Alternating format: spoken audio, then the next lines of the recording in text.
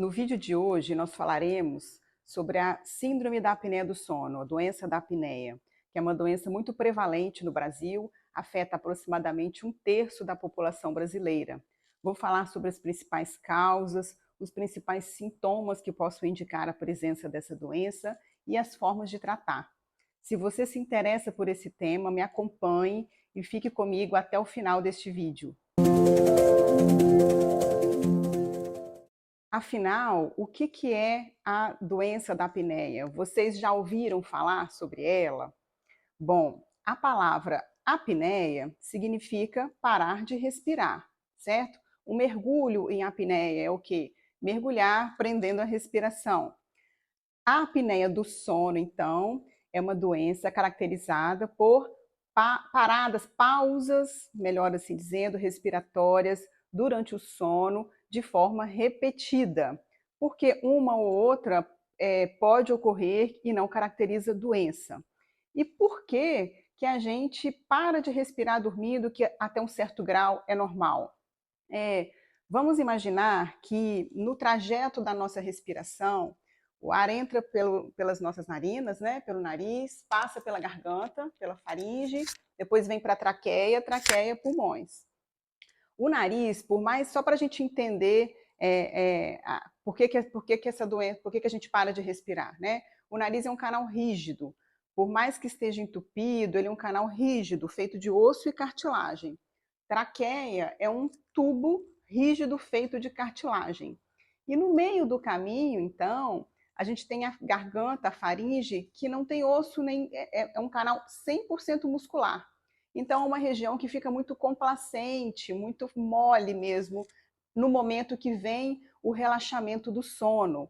Então, a gente adormece, aquele relaxamento do sono chega, a nossa respiração fica meio no modo ali piloto automático, e em alguns momentos, essa região do queixo tem uma tendência a descer um pouquinho, a base da língua desce, principalmente quando a gente está dormindo de barriga para cima, ou mesmo de lado isso pode acontecer, e a região da faringe não tem músculo ativo suficiente para manter essa via aérea aberta. Então, quando vem esse relaxamento do sono, a via aérea começa a ficar muito complacente e ela tem uma tendência a fechar mesmo. Quando ela fecha, é que ocorrem as apneias, é o momento que nós paramos de respirar. E como é que é o evento? Como que a sequência do evento ocorre? Após a pausa respiratória, né, a garganta ali relaxou, fechou, encostou parede com parede. Alguns segundos após, há uma queda da oxigenação sanguínea, da saturação de oxigênio. E aí, quando começa a ocorrer essa queda, afinal de contas a gente está sem respirar, a natureza sabiamente arruma para que a gente faça um micro despertar, para que a gente superficialize o sono e volte a respirar. Então ocorre uma pequena descarga de adrenalina, digamos assim, um pequeno sustinho, a pessoa superficializa, volta a respirar e aí volta ao normal, volta a dormir. Porém, quando isso começa a acontecer várias vezes à noite, é que vem o desfecho da doença, levando a sintomas e consequências. Quais são os principais sintomas que possam sugerir que você está tendo apneia? O principal sintoma é o ronco, e é aquele ronco intermitente, né? Não é aquele ronquinho constante a noite inteira, é aquela pessoa que ronca, aumenta o volume, ela dá uma diminuída, daqui a pouco ela ronca de novo, e principalmente o ronco, se ele está associado a episódios de sufocamento, de asfixia, como se a pessoa estivesse perdendo fôlego, faz a gente desconfiar mais ainda que é um ronco associado à apneia do sono. E além do ronco, quais são os outros sintomas? Como a apneia leva a esses microdespertares, a gente começa a ter um sono mais fragmentado. E essa fragmentação do sono leva no dia seguinte à sensação de dormir e não descansar, o sono não reparador. É aquela pessoa que, apesar de dormir ali 7, 8, 6 horas, ela se sente cansada pela manhã, ela não tem energia. E aí vem também a sonolência durante o dia, sonolência diurna excessiva. Quando a nossa noite de sono é uma noite com qualidade, se for um sono reparador, em geral, e se a gente dorme a quantidade certa, em geral, a gente não deveria sentir sonolência durante o dia. Além disso, pode ter dificuldade para a memória, para a concentração, irritabilidade. Um sintoma também associado à apneia é ir muito ao banheiro à noite, afinal de contas, a pessoa fica despertando por conta das apneias, e aí, já que está desperto, vai ao banheiro. Então, a noctúria, o ir muito ao banheiro à noite também pode estar associado. Outro sintoma que pode aparecer é dor de cabeça pela manhã. Então, são sintomas de quem dorme mal, muito parecidos com sintomas da insônia, que nada mais é do que dormir mal. E como que trata a doença da apneia? Bom, o tratamento vai depender do grau desta apneia, né? Se é uma apneia leve, se ela é moderada ou se ela é acentuada. E para que a gente saiba em que grau, qual o grau de apneia do paciente, a gente realiza um exame chamado polissonografia, que o paciente dorme com os aparelhinhos, uns sensores, eletrodos na cabeça, no tórax, no abdômen, um sensor de oximetria no dedo, que vai medir se ele está tendo apneia ou não e qual é o grau dessa apneia. Então, a primeira coisa é determinar esse grau. Segunda coisa é se o paciente tem queixa.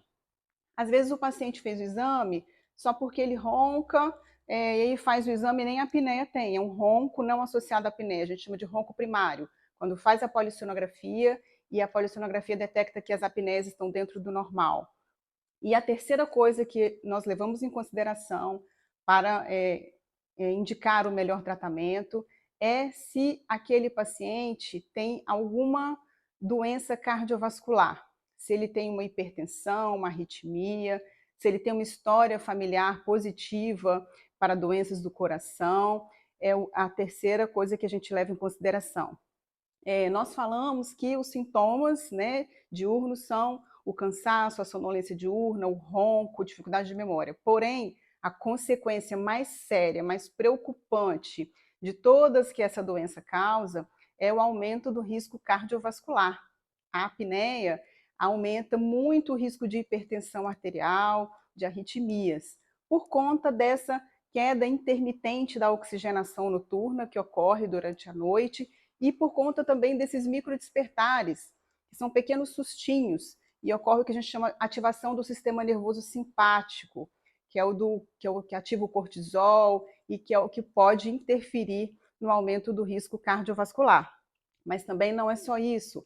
Além de aumentar o risco cardiovascular, a doença da apneia também aumenta o risco de diabetes, aumenta o risco de síndrome metabólica, então aumento de triglicerídeos, essa questão da dislipidemia, aumenta o risco de obesidade. Obesidade e diabetes, a gente diz que elas são bidirecionais, uma alimenta a outra.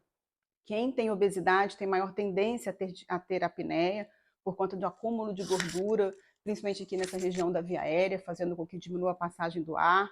E da mesma forma que quem tem apneia, que dorme mal, que tem esse sono fragmentado, tem uma desregulação metabólica, levando a maior apetite, a diminuição da sensação de saciedade, levando à obesidade. Então, a apneia do sono realmente é uma doença sistêmica, ela deve ser tratada com muita responsabilidade,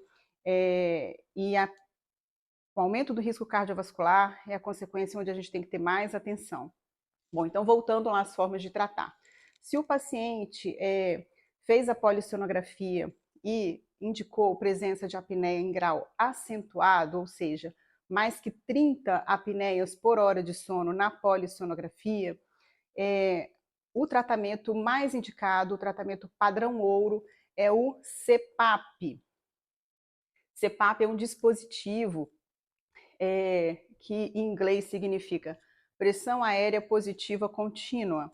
Esse dispositivo fica ligado na energia e ele nada mais é, resumindo, um pequeno compressor de ar que fica através de uma máscara própria para dormir, jogando ar ambiente para dentro da via aérea durante o sono, enquanto a pessoa dorme. Então, na hora que ela vai dormir, ela liga o CPAP na tomada, posiciona a sua máscara, o médico calcula qual é a pressão de ar ideal para cada paciente, e ele coloca a sua máscara ali, o aparelho começa a soprar ar para dentro do nariz, não é oxigênio, não é um respirador, é simplesmente ar ambiente sob pressão. E a partir dali a pessoa não vai nem roncar, nem ter apneia.